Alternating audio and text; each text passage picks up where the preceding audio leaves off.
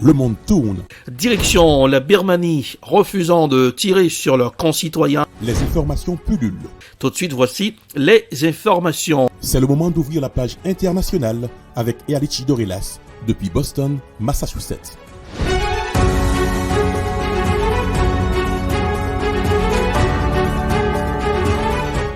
Mesdames, Messieurs, bonsoir. C'est l'heure de la page internationale au grand journal du 14h. Bienvenue à tous et à toutes depuis la newsroom dans la capitale des grandes universités du monde, Boston, Massachusetts, Ealichi Dorelas pour présenter la page internationale.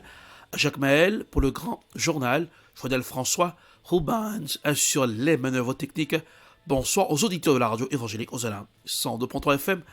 À Jacques Maël, le président ukrainien Volodymyr Zelensky a rejoint jeudi les dirigeants de l'UE réunis au sommet à Bruxelles. Il attend de ses partenaires une aide militaire et financière afin de faire face à l'invasion russe. Voici un reportage signé Euronews. Le sommet européen qui a débuté jeudi devait être à l'origine consacré à la politique migratoire et aux questions économiques. Mais la venue du président ukrainien à Bruxelles a capté toute l'attention politique à l'ouverture de la réunion. La photo de famille souligne le soutien indéfectible des 27 à l'égard de Kiev, mais Volodymyr Zelensky attend plus des États membres et surtout des mesures concrètes comme des armes et des sanctions supplémentaires contre la Russie. What would be your expectations from today's meeting? And I mean, is it just a high symbolism visit, or you expect to get some very concrete promises for fighter jets or other stuff by your EU counterparts? Я просто не маю права повертатись додому без результатів. Це залежить і від партнерів, і від мене особисто. Для мене дуже важливо всі проведені перемовини, щоб вони закінчувалися результатом. І навіть якщо зараз це звучить нахабно, але це не цинізм з мого боку, це прагматизм з мого боку, просто прагматика. Нам, щоб вижити, нам треба ця зброя. À travers ce déplacement, le président ukrainien veut convaincre les États membres d'adopter un nouveau train de sanctions contre Moscou qui ciblerait entre autres l'industrie nucléaire et les missiles. En réponse, les 27 promettent de limiter plus encore leurs importations venues de Russie et de sanctionner la machine propagandiste du Kremlin. In the next days, we will propose the 10th package of sanctions. First, we will impose sanctions on a number of political and military leaders. But also, dear Volodymyr, we listened very carefully to your messages when we visited you last week in Kiev. We will target Putin's propagandists because their lies are poisoning the public space in Russia and abroad. Toutefois, en matière de soutien militaire, la question relève au bout du compte des États membres. C'est cette aide que Volodymyr Zelensky cherche à obtenir à l'occasion de nombreuses rencontres bilatérales prévues à Bruxelles avec les dirigeants. Direction le Mali, fusionnement de 3 groupes armés au Mali dans une période de crispation avec Bamako. Ces groupes armés avaient l'habitude de combattre le pouvoir central. Voici un reportage signé Africa News. 3 groupes armés du nord du Mali ayant combattu l'État central par le passé ont fusionné mercredi dans une période de crispation avec Bamako. Il s'agit d'un mouvement indépendantiste, le Mouvement national pour la libération de l'Azawad, et 2 autres autonomistes, le Haut Conseil pour l'unité de l'Azawad et le Mouvement arabe de l'Azawad. Les 3 mouvements, jusqu'alors regroupés dans la coordination des mouvements de l'Azawad, une alliance de groupes à dominante touareg, ont signé un document de fusion lors d'une cérémonie à Kidal, ville du Nord, sous leur contrôle. Les signataires invoquent la volonté des populations de l'Azawad d'unir leurs forces pour faire face à tous les défis, selon une déclaration authentifiée par les signataires. Ces derniers ont combattu l'État malien avant de signer avec lui l'accord de paix dit d'Alger en 2015. Quant aux djihadistes avec lesquels ils avaient déclenché l'insurrection 3 ans plus tôt, ils se sont propagés au centre du pays, au Niger et au Burkina Faso, voisins. Nous irons cette fois-ci en Syrie. Les coordinateurs humanitaires de l'ONU en Syrie ont plaidé pour que la politique soit mise de côté, que le travail humanitaire commence, alors que le pays se bat avec les séquelles des récents tremblements de terre. Les coordinateurs ont déclaré qu'il y avait toujours des obstructions dans la réception de l'aide, des fournitures pourtant indispensables aux zones touchées du pays. Voici un reportage signé CGTN News.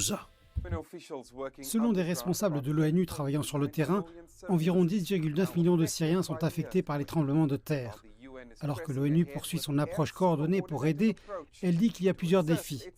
Le temps glacial, le manque de carburant, ainsi que des infrastructures médiocres et délabrées.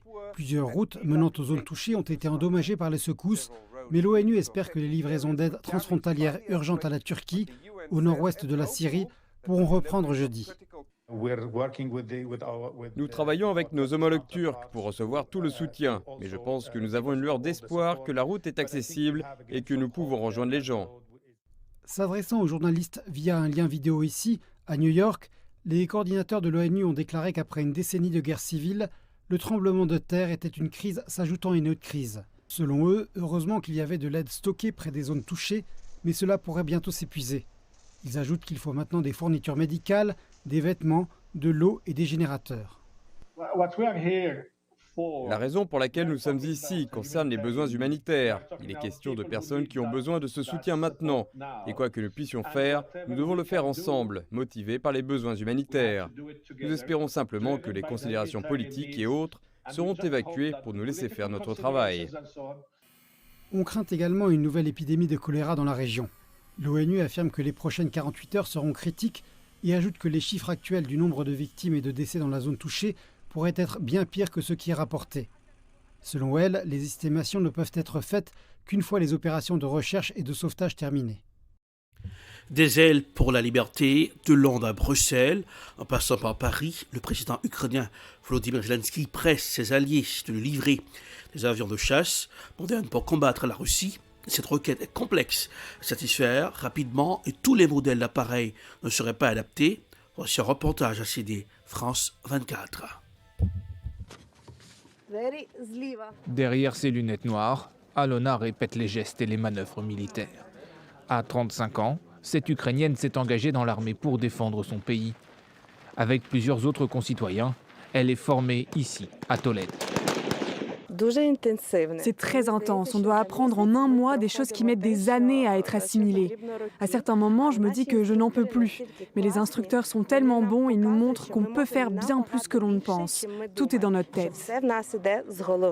À l'approche de l'anniversaire de l'invasion russe, beaucoup redoutent une attaque majeure de Moscou dans les prochains jours.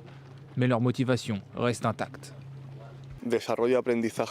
Leur développement et leur apprentissage est spectaculaire. Leur motivation permet d'importants progrès. Ce qu'ils apprennent augmentera leurs chances de survie.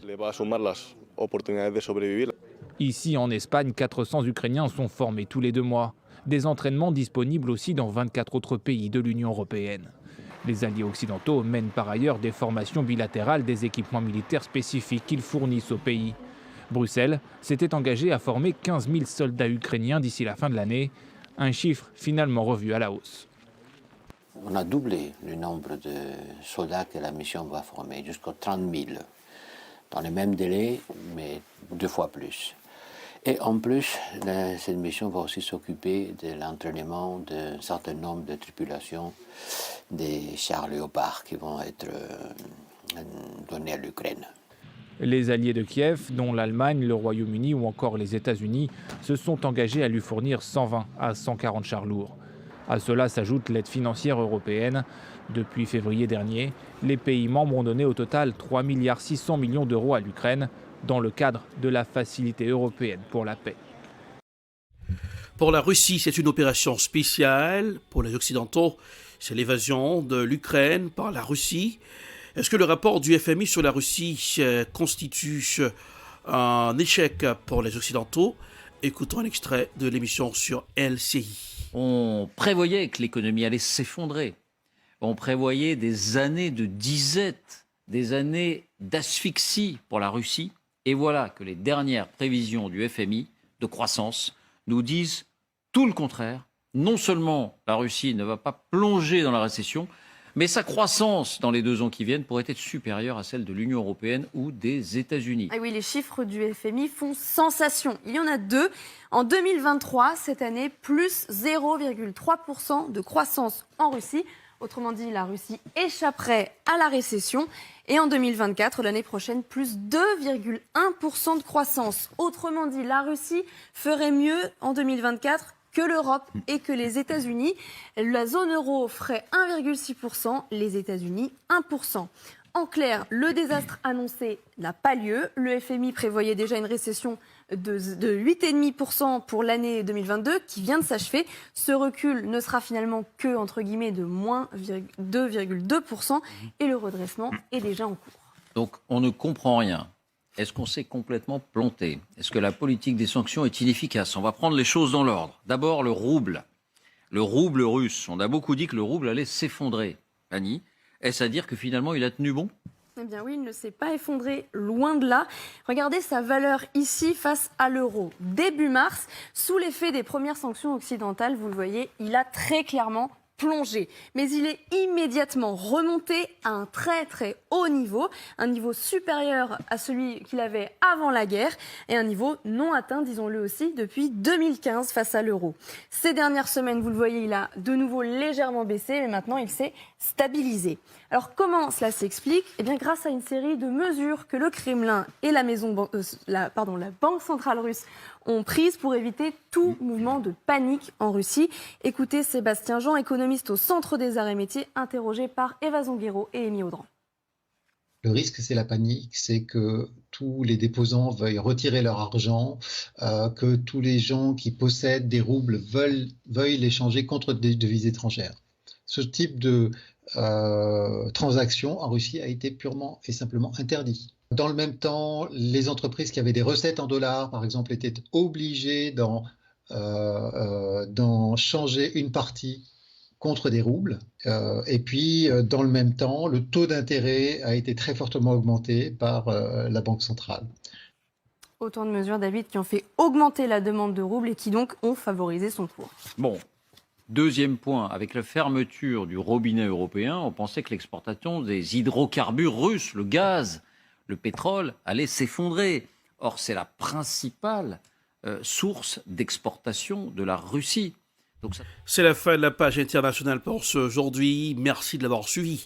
La production est signée Ed Prod, réalisation Télébeltop pour le compte de la radio évangélique Hosanna 102.3 FM à Jacmel pour présenter la page internationale Erlich Dorelas depuis Boston, la capitale des grandes universités du monde. Couleur du temps pour aujourd'hui, il va pleuvoir à Boston aujourd'hui, 49 degrés Fahrenheit, 9 degrés Celsius. Jacmel, pour ce aujourd'hui à Jacmel, 86 degrés Fahrenheit, 30 degrés Celsius. Bonsoir Joël, bonsoir Rubens, bonsoir aux auditeurs de la radio évangélique Hosanna 102.3 FM à Jacmel. Passez un excellent jeudi. Bonsoir, à demain. C'était la page internationale avec Erlich Dorelas.